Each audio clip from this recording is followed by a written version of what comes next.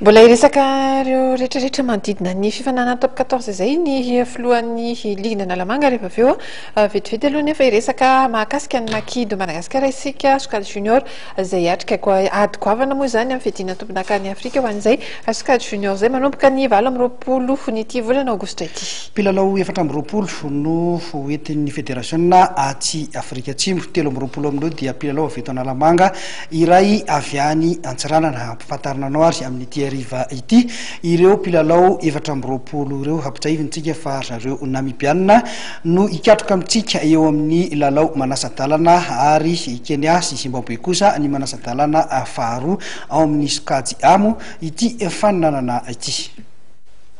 Fonina ny Makidy Madagasikara Sokady Junior iatrika ny kanina 12 Sokady A izay ho tanterahana Aty Afrika Atsimo manomboka ny 20 Aogositra ho avy izao ka hatramin'ny voalohan'ny volana Septambra.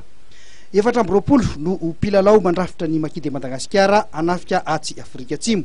Iry zareo Namibiana no ifandona amin'ny Makidy Madagasikara eo amin'ny lalao manasa-dalana ary i Kenya kosa ifampitana amin'ny Zimbabwe. Amin'ny alady zao no anaingany délégation ampahany voalohany amin'ny mandrafitra ny ekipa pirenena malagasy. Ireto avy ary ireo mpilalao 420 mirahalahy iatrika izany kanina 13 izany. Antony avy eo amin'ny USA anakady fotsy, Black avy eo amin'ny 3FP, Chelsea avy eo amin'ny STM, Claude avy eo amin'ny Stade Olympique de Lemirne, Dafé avy eo amin'ny 3FP, Faly Nantenaina avy eo amin'ny Cheminot, Faly avy eo amin'ny ATI Vandry, Fetra avy eo amin'ny TFM Anakazana, Gervais avy eo amin'ny FTM, Gros avy eo amin'ny FTM,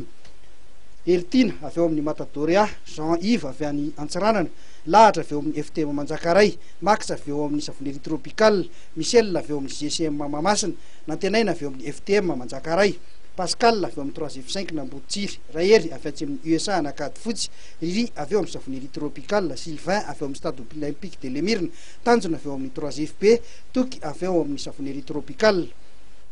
Vania avy eo amin'ny 3FP, ary Zaka avy eo amin'ny TFMA.